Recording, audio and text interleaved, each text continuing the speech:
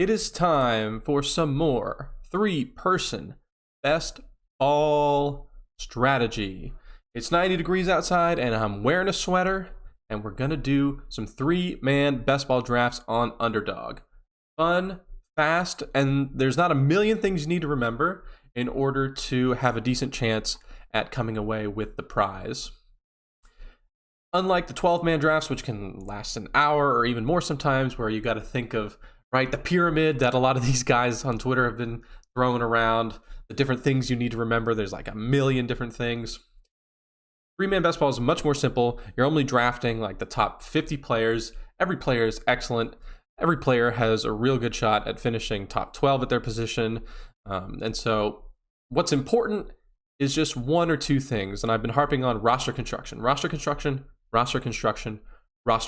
Now, I did a little bit of research earlier today to kind of back up a few of the things that I've been talking about earlier this week, but right now we are on the clock. And one of the things I have been thinking of is Christian McCaffrey. Should I be taking him as the 101 more often? I'm definitely taking him at 1-3 right here. My other question is, Travis Kelce or one of these wide receivers, Cooper Kupp, Tyreek Hill, or Travis Kelce. A lot of people are going Kelce here just because of that positional advantage. Last year, he scored like 4 or 5 points more per game than the second best tight end. I think I want Cooper Kupp, though. And that has to do with roster construction. Now, because Underdog Best Ball is half-point PPR, running backs typically over the last couple of seasons have had the highest probability to have really high outcomes. There was that one season, I think it was 2 years ago, where Christian McCaffrey had over 400 points in this scoring format. And the next closest skill player, wide receiver or running back, was Justin Jefferson, who had 301 points. And looking back over the last couple of seasons, it's usually the running backs that are able to score that 300 plus point threshold. All right, where are we at right now? We are here. We got 2 picks, and we got AJ Brown, definitely who could finish as a top 5 wide receiver, and Austin Ekeler. I know I've been drafting a lot of wide receiver heavy drafts where I'm going like 6 wide receivers in the first 6 rounds. Now, I do have Christian McCaffrey. The thing my research was maybe leading me towards was that I want to draft the guys with the higher probabilities of reaching that number 1 outcome, that 300 plus point outcome, that 400 plus point outcome. And who are those guys? Those are guys who are catching passes and running or getting a lot of receiving yards and getting work in the receiving game. So I think Austin Ekeler definitely fits that mold. Now, I do still want to get a lot of these top 10 wide receivers. I want as many of them as possible. It just so happens that being in the 3 spot right here, I was able to get Christian McCaffrey. A lot of times, if I'm drafting at any other spot in that first round, I'm not taking McCaffrey. I'm usually taking Jamar Chase or Justin Jefferson. So I'm reconsidering that, though, at the moment. I'm definitely wanting more exposure to McCaffrey because of the possibility that he can score that extremely high outcome, that 400 plus point season that it seems that the wide receivers are just not able to reach. So what does that mean, though? Should we take a bunch of running backs? Should we just take, instead of taking all of the wide receivers like I'd been doing earlier this week in the first 5 or 6 rounds, should we be taking all the running backs in the first 5 or 6 rounds because they're the ones who are really the only ones who can score that 400 point threshold, which was a total outlier for McCaffrey, but most often that 300 plus point threshold, you're going to get running backs there more than wide receivers, just according to the last couple of seasons that I looked up. Okay, I think I'm definitely going for Amon-Ra here because he's kind of that last wide receiver in that top 10 tier for me, and I've got 3 of the top 10 guys. I feel like I'm doing okay there. I'm 1/3. Now, I have 2 running backs, 2 high quality running backs. Saquon, I don't think has the same probability of reaching that right tail outcome as McCaffrey or Ekeler. So I'm thinking about here going for Mahomes or Andrews. One thing I want to do more is reach, quote unquote, on Andrews because I'm probably not going to be taking as much Kelce this year, just banking on him not scoring as many points as he did last year and banking on the rest of the tight ends scoring a little bit more points. I want to get that positional advantage that tight end is so known for. The other thing that I was getting into with should we just draft running backs in the first couple of rounds instead of these wide receivers? The reason I think no is because I believe that round 1 wide receivers in these 12 team drafts, right? The round 1 guys are crushing the round 3 wide receivers. Whereas the round 3 running backs this year, I think are kind of on par with the round 1 running backs, or at least the like 4, 5, 6 running backs. Okay, what are we doing here? Tony Pollard, I like. I think we definitely want Josh Allen, again, going for that positional advantage. We want to make sure we're getting a top scorer at every position so we don't get left behind.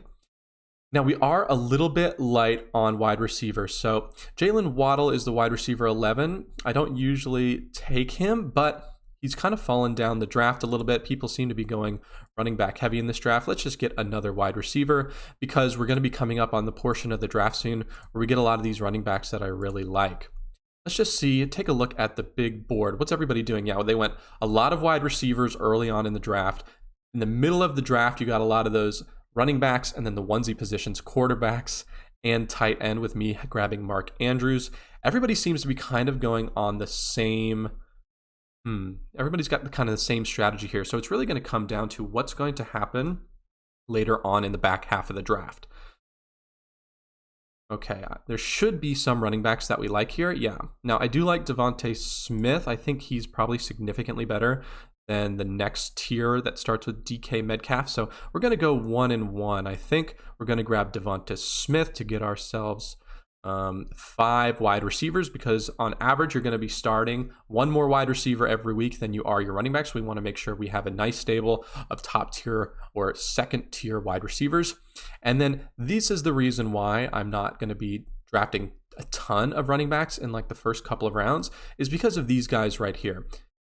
We want to be searching for that RB1 outcome. So who do we like? Derrick Henry or Josh Jacobs? Tennessee, Las Vegas, I mean, they're both kind of like whatever teams. Derrick Henry is just a monster, freak of nature. We're not going to be surprised if he just pops off again and does the unexpected, becomes the rushing title leader. And if he falls into the end zone a couple more times, catches a couple of passes like he did last year, if they can keep that up, if Tannehill is the starting quarterback, I think definitely Derrick Henry is going to pay off for us. Now, we did have a run of running backs. Everybody in this draft seems to be kind of in the same mindset as me.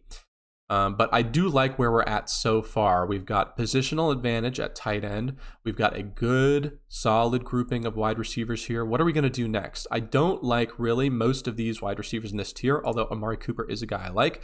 Travis Etienne, I think, is much more explosive than either Najee Harris or Jahmyr Gibbs. So I think we're going to probably grab him right here. Now, the other thing we want to think of is, should we double down on our positional advantage at tight end? One of the benefits of the 3-man drafts using the 12-person ADP is that specifically the tight end position is getting pushed down a ton, where otherwise, if the ADP was tailored specifically to this 3-person draft, these tight ends would probably be going a lot higher. So if we can do a little bit of bully ball, the only other question is quarterback. I don't think so, because we have Josh Allen and you're never starting 2 quarterbacks. We might be able, the only question is, can we get away with waiting for Hockenson? Probably not. Let's just take Hockenson. Let's force our opponents into starting to draft tight ends.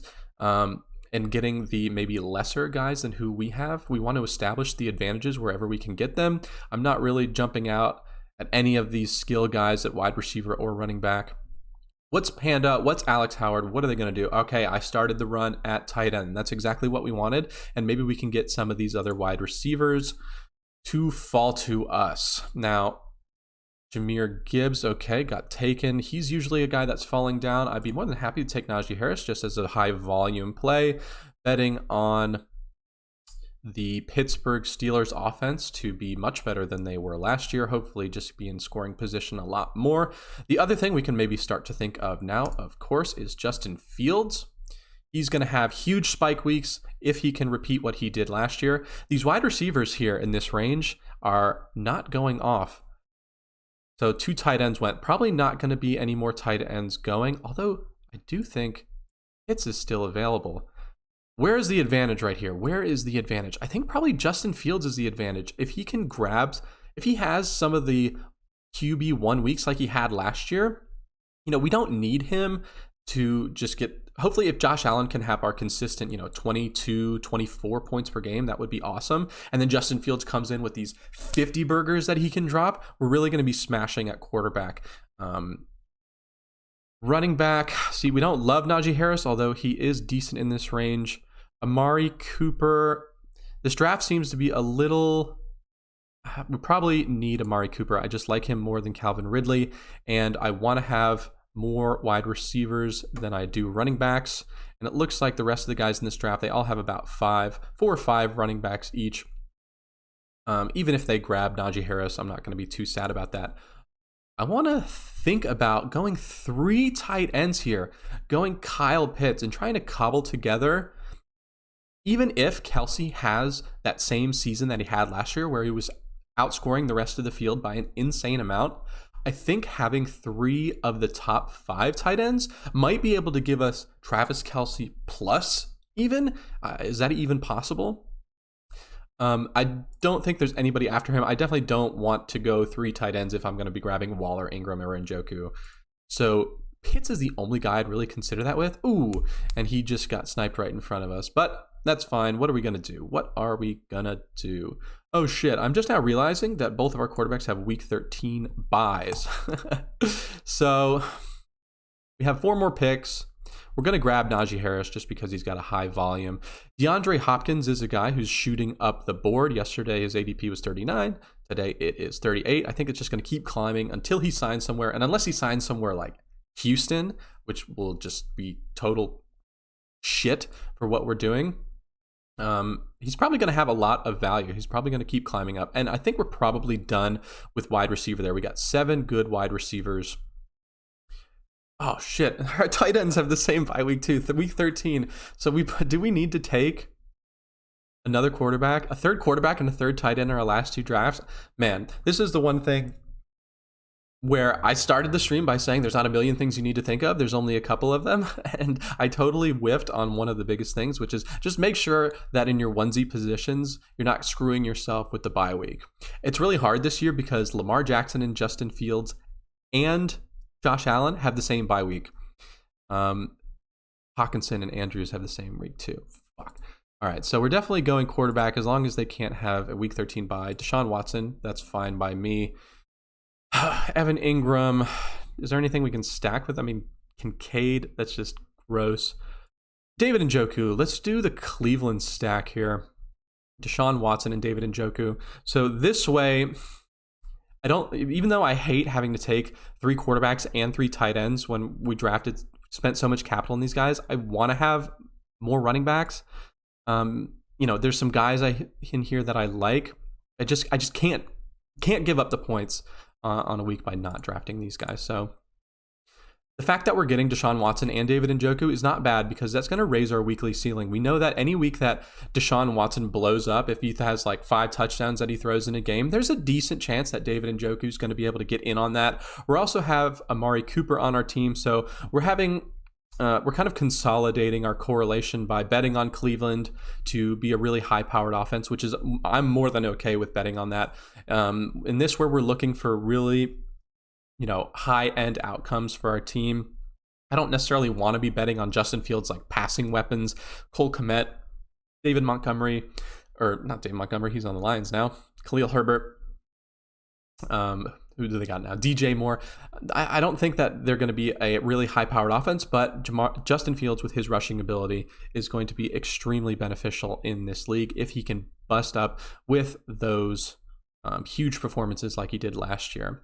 That was interesting draft. I haven't come away in these 3-person drafts with anything like that. Let's check and see how do we compare it with some of the other people in that draft. So we know our quarterbacks. We have 3 quarterbacks. This is going to be an interesting one. Josh Allen, Justin Fields, and Deshaun Watson.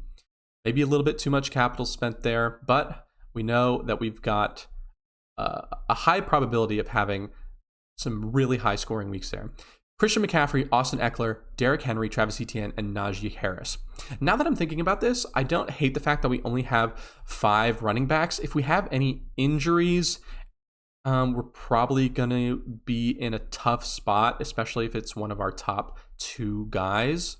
And in week 9, We have 2 guys on bye. That's not so bad. Because we spent a lot of draft capital on running back at the top of the draft in Christian McCaffrey and Austin Eckler, I don't hate the fact that we only have 5 running backs. There's nobody else in that later tier where sometimes I like to grab guys like Aaron Jones, Dameon Pierce, those type of guys that I don't think they have a high chance of making this lineup with all these other guys. So it's not so bad, not so terrible there that I'm kicking myself. Wide receivers, Cooper Kupp, A.J. Brown, Amon-Ra St. Brown. So we have 3 out of the top 10 guys. Jalen Waddle and Devontae Smith. So we have 5 out of the top 15. Amari Cooper, I definitely think can be a top 12. And DeAndre Hopkins, if he goes to a place, specifically Buffalo or Kansas City, which I think he's favored. He's the betting favorite to land there. We're going to be pretty happy. If he ends up in Buffalo, we get a nice stack with Josh Allen. So we have, 7 wide receivers. That's plenty. Again, not too many guys after this tier of Amari Cooper and DeAndre Hopkins that I think are going to be able to make it into our weekly lineup. We do have a lot of week 10 buys, though. Again, not something I love. Week 10, we're really going to struggle. Hopefully Hopkins doesn't land on, I don't think we have it to worry about him going to the Rams or anything like that. So hopefully Hopkins can bail us out of this week 10 bye week hell that we're in. Man, this team is really struggling with bye weeks, but that's going to be okay. If we can just get them all out of the way week 10, we have a very strong core. I think not too many other players in this draft they're necessarily beating us at wide receiver. And then at tight end, Mark Andrews, TJ Hawkinson, and David Njoku.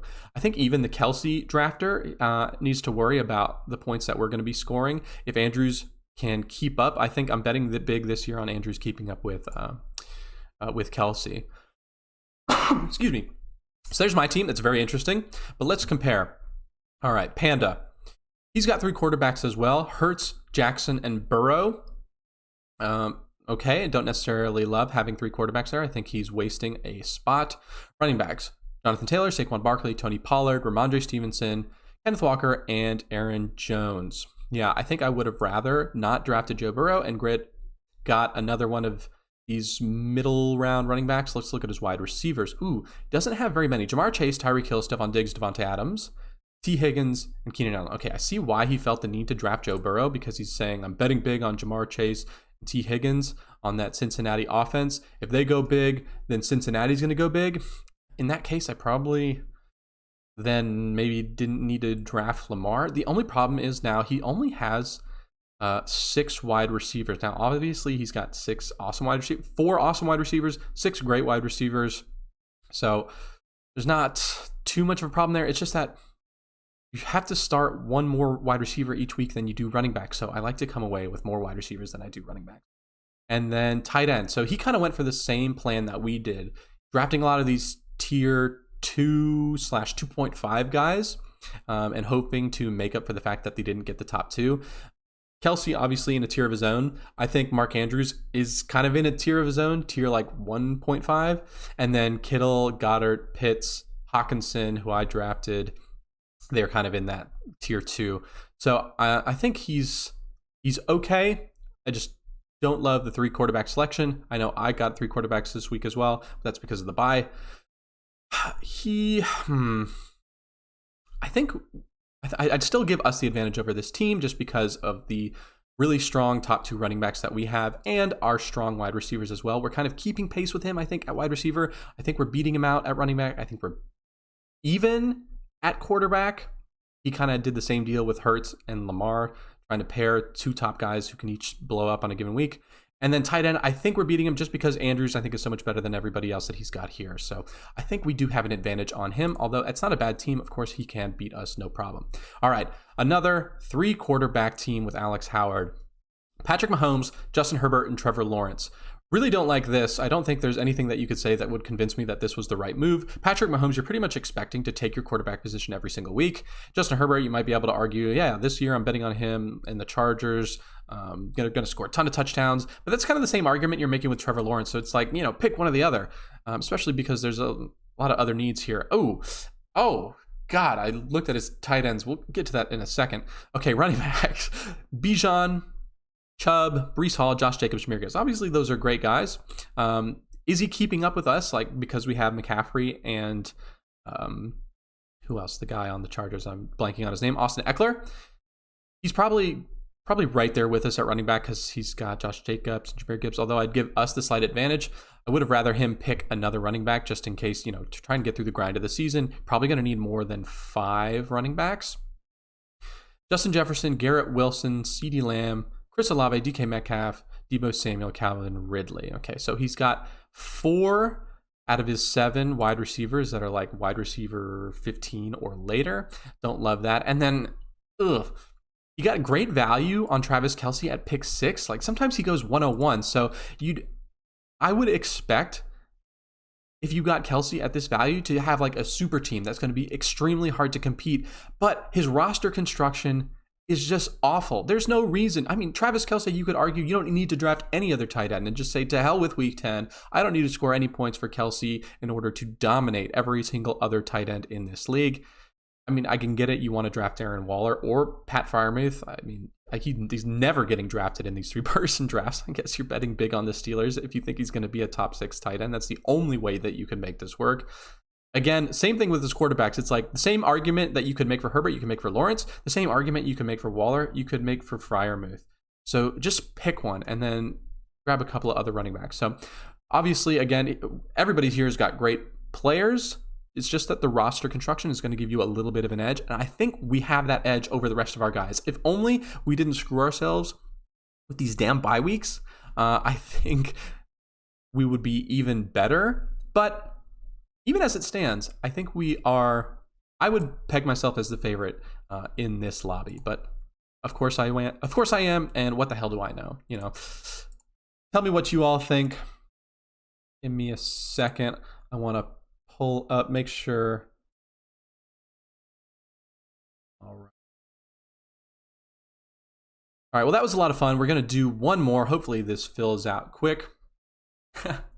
I know I like kind of sell these 3-person drafts as being fast and fun, and then I probably spend just as much time like going over the team and talking about them as you would spend watching one of these Best Ball Mania drafts or Puppy drafts or any of these 12-person drafts. But whatever, there's not a lot of people bringing you this small field 3-person, 4-person we're going to get into, 6-person drafts we're going to get into, hopefully. I haven't done any of those other ones. I've only been doing 3-person drafts. And up until today, I've kind of been doing the same thing, right? Like 6 wide receivers in the first 6 picks. But based on a little bit of the research I was doing earlier today, I maybe want to change up and try and grab some of these top 3 running backs like McCaffrey, like Eckler, maybe Bijan. I just don't know with Atlanta, and they have such an efficient rushing offense, but Desmond Ridder scares me. They still have Tyler Algier, who was a 1,000-yard rusher. Obviously, Bijan is going to get his. How many touchdowns is he going to score, really? So I'm probably going to be fading Bijan Robinson for the most part. Again, fading Kelce, grabbing Andrews early. Andrews usually goes around that pick 20, 21 range. Because his ADP is so depressed due to the fact that these are the 12-person ADPs being shown here, we should be able to get him in almost every single draft, even if we have to reach for him a little bit. I don't consider it reaching because nobody really knows when to draft him. Everybody just kind of gets to the point in the draft where there's like, there's nobody here that I love. Oh shit, tight end. Andrews is there. I would love to have him.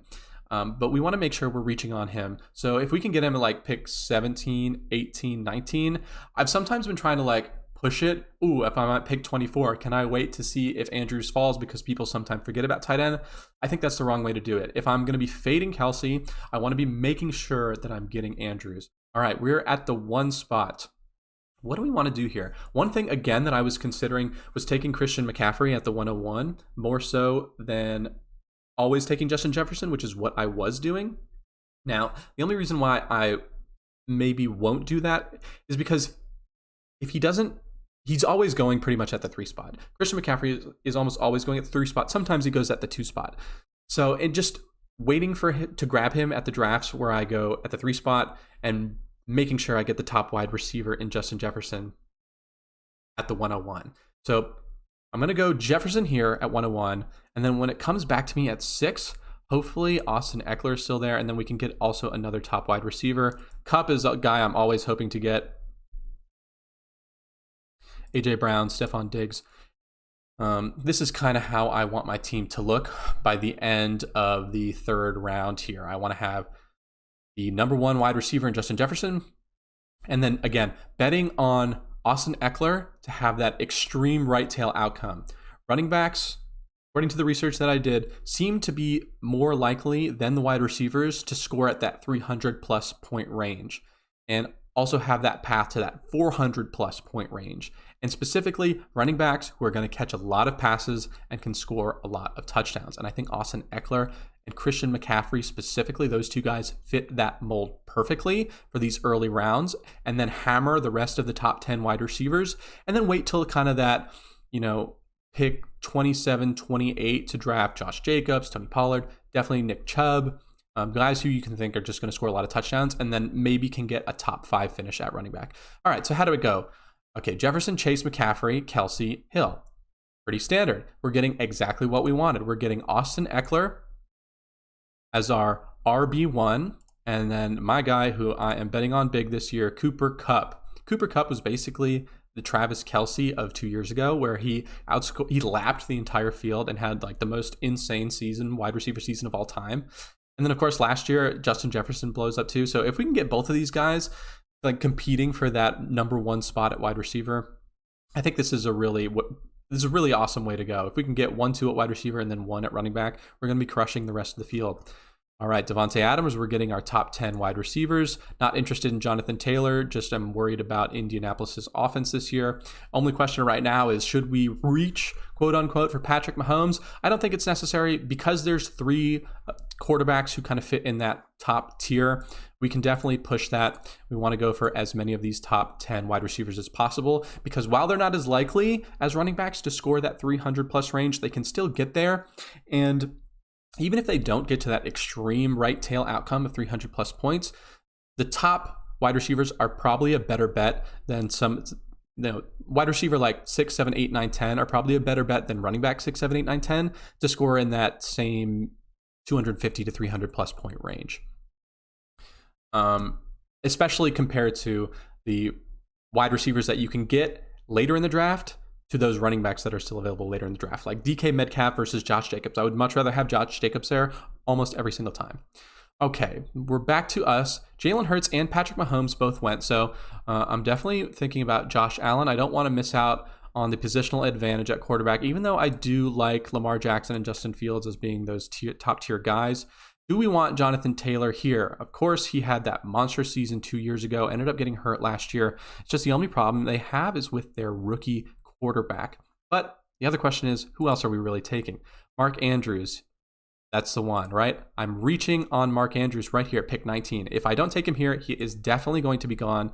Sometimes, again, like I was saying, I would push it until the next round, but people are too smart for that. This is the point where they wake up, they're looking at these the players that are left in the queue here, and they're going, there's nobody I love, and then they click tight end. Because of the fact, again, that these 12-person ADPs are being used in the 3-person drafts, you don't even see Mark Andrews' name until you get to the later on, and people are like, oh shit, I don't like anybody else in this range. Oh shit, tight end. Andrews, of course I want Andrews. I would have rather taken Andrews over any of these guys. So we're making sure we are reaching, quote unquote, reaching on Andrews. We want to get Andrews in every single draft that we're coming out of. Okay. Now, we only have 1 running back, but that's okay. The only thing is, we definitely want a guy like Derrick Henry or Josh Jacobs. Last time I took Henry. This time I'll just put Jacobs in the queue as a little bit of variation. How is this draft turning out? Of course, wide receiver heavy. This is the range where people are going to be hitting running back. Chris Olave, Devontae Smith, T. Higgins. These guys are all kind of in a similar tier to me. So hopefully I'm going to be banking on them coming back around to me. At least one of them coming back around. Maybe one of the other guys in this draft will go for another quarterback. A real reach on another tight end. I don't think Hawkinson probably deserves to go at this point. Let's see what happens. Devontae Smith, right? We're kind of hoping for one of these 2 guys here. Devontae Smith just went. He was probably my favorite out of these 3. But we do have 4 top-tier wide receivers. I mean, I'm thinking in my mind, like bye weeks notwithstanding, injuries notwithstanding, if you got 4 top 10 wide receivers like we do here, or 4 top 9, 4 top 8 wide receivers,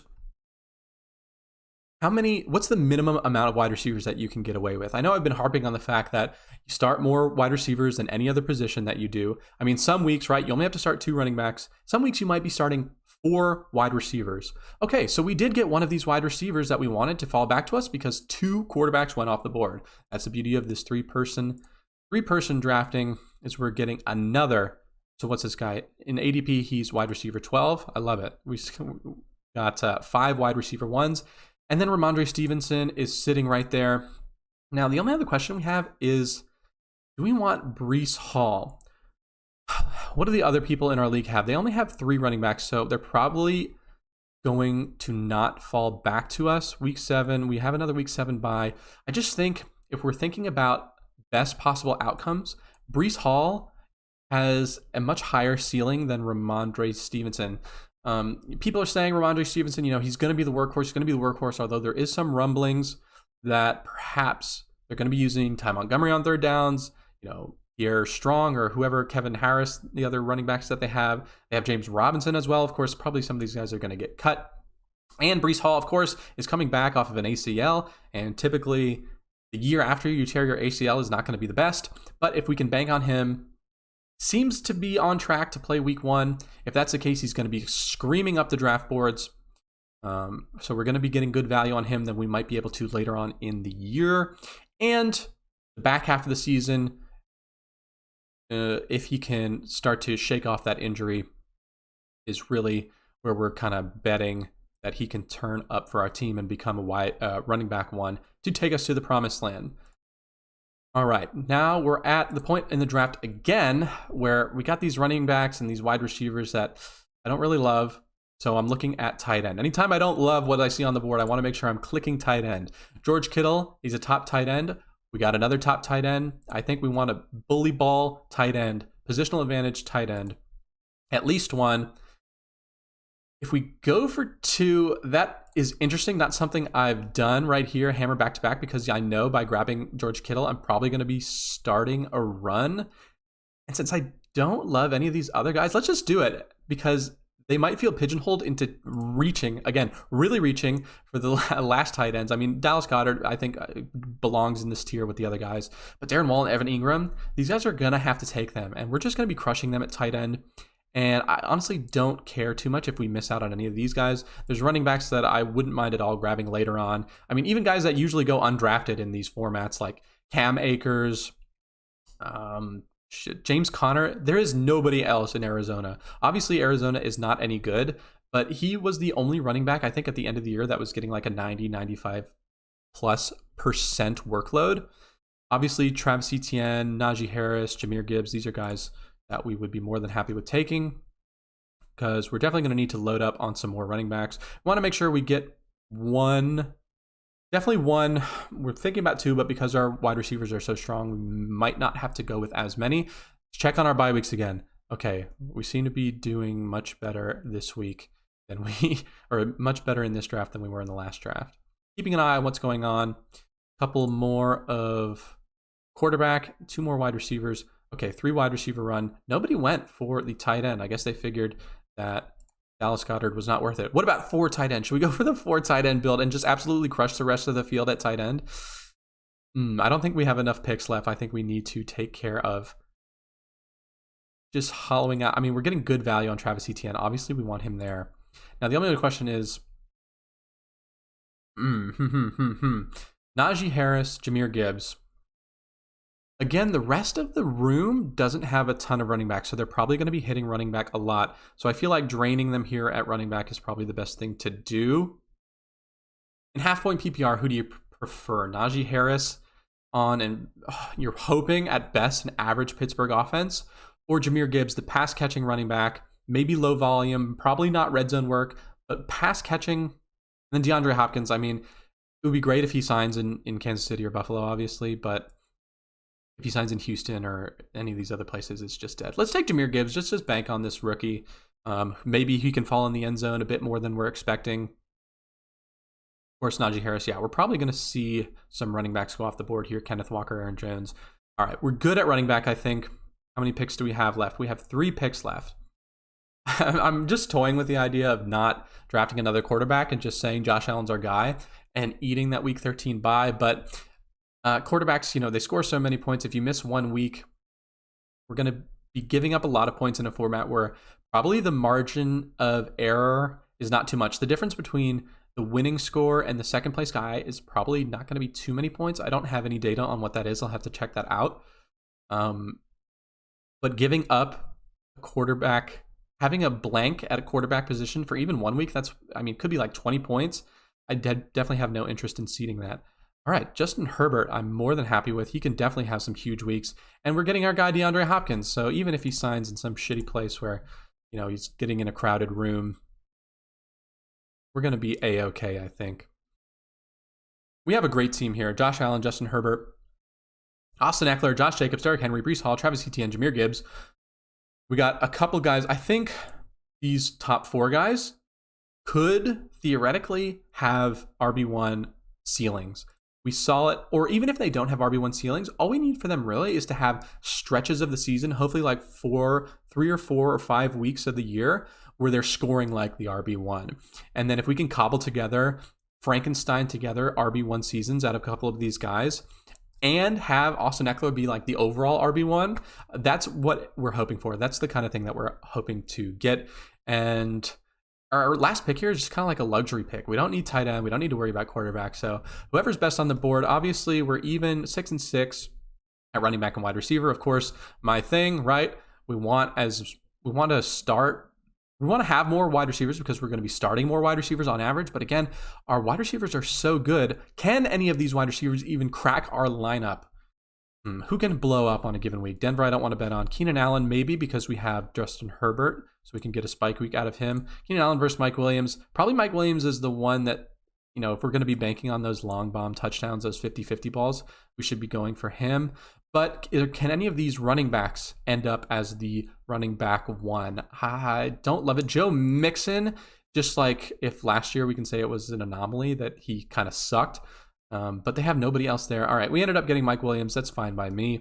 I do like to have more wide receivers than running backs. All right, that was a lot of fun.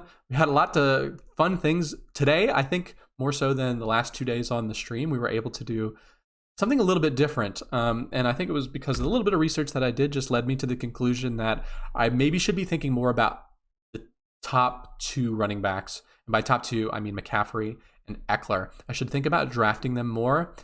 Fading Kelce, that was my intuition initially anyway. I don't want to be drafting Kelce even at that 3-4 turn, just because, again, I want those wide receivers, those top 10 wide receivers, and reaching on Mark Andrews, making sure, I'm pretty sure, at least at this point in the offseason, I can walk away with Mark Andrews in every single draft, no matter which position I'm drafting from.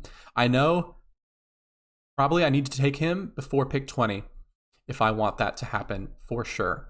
But I think it's totally plausible, and I think that's probably the right thing to do because I consider him that tier 1.5.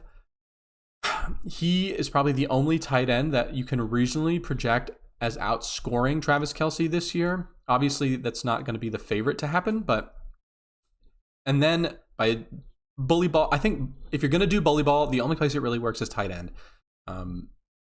Because you need a top 6 tight end, really.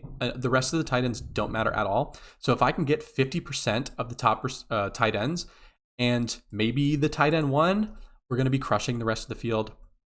Quarterbacks, Josh Allen, Justin Herbert, more than happy with that. I think that's great. Austin Eckler, we have a correlation with Justin Herbert.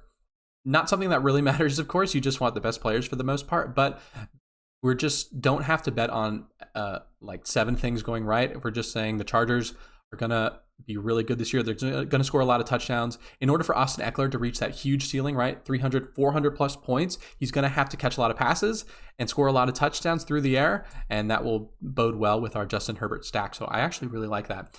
Josh Jacobs, Derrick Henry, Breece Hall, Travis Etienne, and Jahmyr Gibbs. I think we have a really strong running room of a lot of guys that can finish.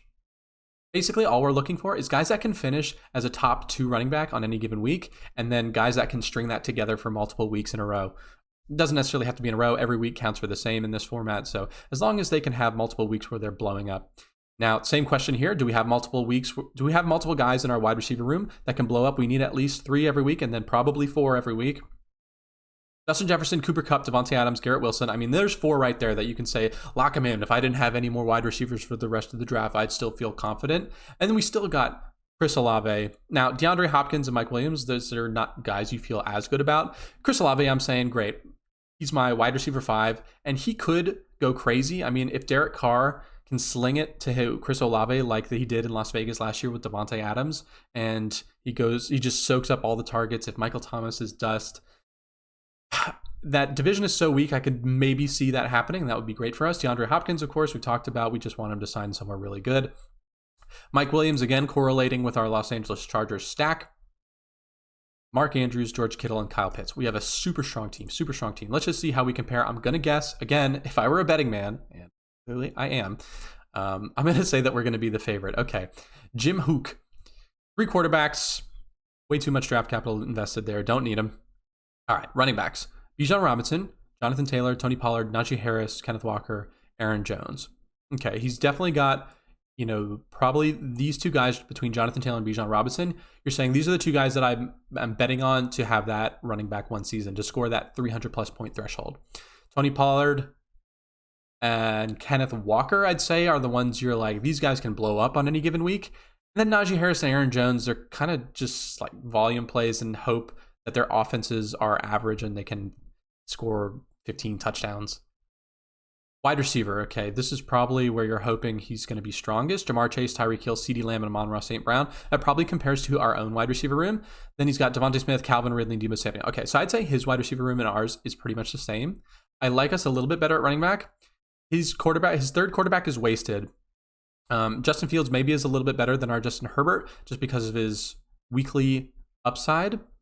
So I'd probably give him the advantage in terms of points, but he wasted Joe Burrow. He wasted the draft capital there by drafting Joe Burrow, because people hear so much about stacking that you hear it for Best Ball Mania and for these 12-person leagues. It is not nearly as important. So the pyramid that you're seeing on Twitter, where you have to think about stacking, week 17 correlations and all that crazy stuff, it's not coming into play, especially when you're drafting your 3rd quarterback. You can only start 1 quarterback every week, right? I'm talking about you're starting 3, sometimes 4 wide receivers, you're starting 2 to 3 running backs. Probably you're never starting more than 1 tight end. Maybe you have a second tight end in your flex spot if you're going really heavy in tight end capital. You are never starting more than 1 quarterback. So there is no reason to draft 3 in this situation. So wide receiver we're equal. Quarterback, he has a little bit more points scored, but we have the advantage on draft capital here. I give us the advantage at running back, and I definitely give us the advantage at tight end.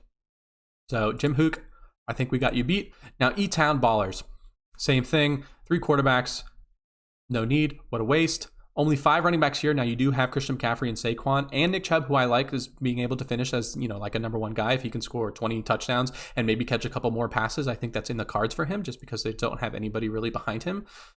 This is a pretty strong running back room. I just maybe would like to have a little bit more depth to get through the grind of the season. Don't hate that at all, though. Stephon Diggs, AJ Brown, Jalen Waddle, T. Higgins, DK Metcalf, Amari Cooper, Christian Washington. So again, I think our wide receiver rooms are a little bit equal. We're probably a bit more top heavy because we have twice as many top 10 guys that he does.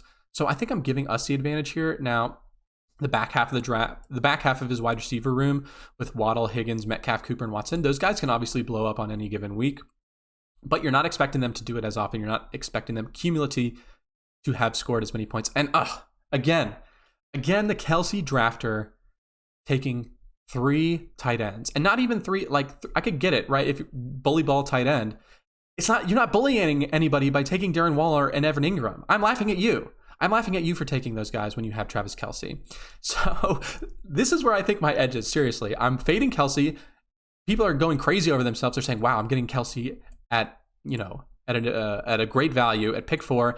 Anywhere after pick, I guess pick 3 or 4, that's where he usually goes. If he's not going at 101 or 102, pick 3 or 4 is where he usually goes. So you got Kelce, and then he just went crazy with Waller and Ingram. I have no words for why. Deshaun Watson, again, people feel like they need to stack because he drafted Amari Cooper at pick 39. He felt the need to take Deshaun Watson at pick 46. Obviously, he's banking on Cleveland, but dude, you can only start 1. This is the edge. Roster construction. This is where you'll find the edge in these 3-person small field drafts. They're fun. They're short, so you can do a lot of them. You can get through a lot of volume. I think there's a lot of money to be made in these small field drafts. Now, again, I'm only doing these $3 drafts, but maybe soon, as we start to get into a rhythm, as maybe I do a little bit more research. I probably shouldn't have flown by the seat of my pants for the first 2 streams that we did, but I feel like we're really starting to get into gear here. I felt really good today. I feel like we crushed both of these drafts. I feel like we're absolutely have a great chance at taking home both of these drafts. So thanks for joining me today. Come back, subscribe, like the video. I'll be posting some shorts. Again, we'll be doing a little bit larger field stuff. We'll be doing higher stake stuff too. So by the time, I can't wait till like August, September rolls around, and we're getting people like me, last year, 2 years ago, whenever I first started playing best ball, and I would just go in these $3 3-person drafts, having no clue what I was doing, just drafting my favorite names. I think we can absolutely roast these fishes. So come along, small field drafts, subscribe, join me, and we're going to have a fun time and hopefully win a lot of money. Thanks for watching, and I'll see you next time.